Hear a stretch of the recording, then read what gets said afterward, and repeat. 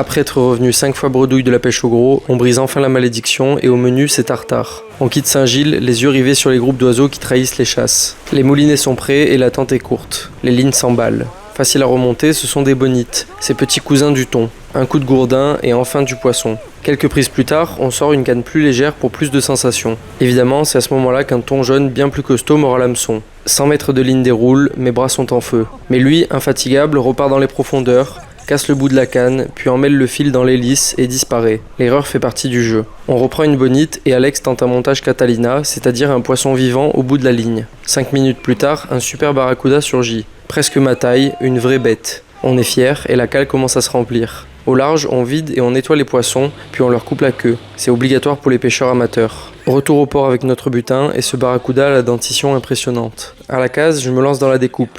Je suis pas expert, mais pour un premier gros poisson, je suis assez fier. Et quelqu'un est particulièrement ravi de me voir rentrer de la pêche. Tout passe au congélateur une semaine pour éliminer les parasites, puis vient le moment du tartare, relevé d'une sauce maison secrète, dégusté avec des potes à Grand-Anse. Apparemment, c'était réussi. Céline et Adri ont même improvisé une compétition de dessert maison pour finir le repas en beauté. Bref, une journée sportive suivie d'une dégustation mémorable à mon plus grand plaisir.